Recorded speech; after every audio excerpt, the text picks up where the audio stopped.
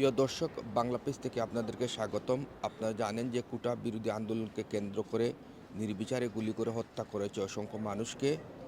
সেই হত্যার অভিযোগে সাবেক প্রধানমন্ত্রী শেখ হাসিনা সহ 7 জনকে আসামি করে মামলা দায়ের করা হয়েছে। মঙ্গলবার মেট্রোপলিটন আদালতে অভিযোগ দায়ের করা হলে আদালত শুনানি শেষে মোহাম্মদপুর থানাকে মামলাটি রেকর্ড করার নির্দেশ দেন।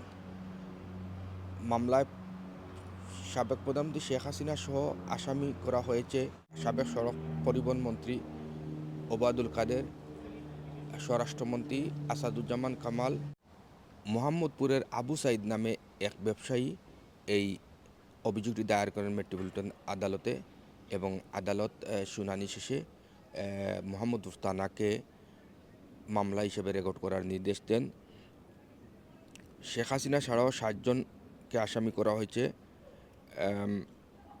মঙ্গলবার পৌনে 3টার দিকে এই আদেশ দেন আদালত। নিশ্চিত করেছেন আদালতের 60 মুদ্রা নুরে আলম।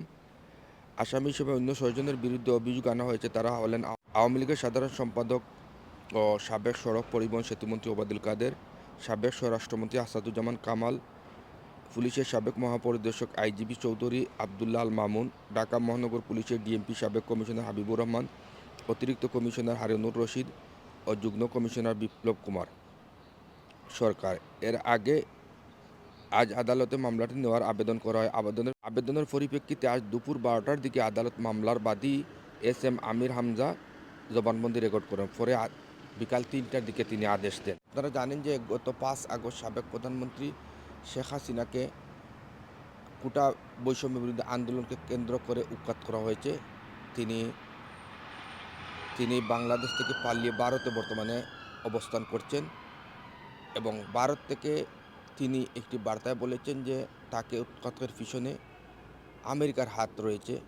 তবে আমেরিকা সেই বিষয়টিকে উড়িয়ে দিয়ে তারা এটাকে ভুয়া হিসাবে আখ্যায়িত করেছে।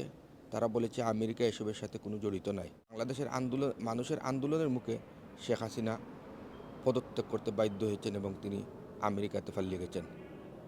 খালেদ মাসুদ রনি, বাংলাদেশ24.com, লন্ডন।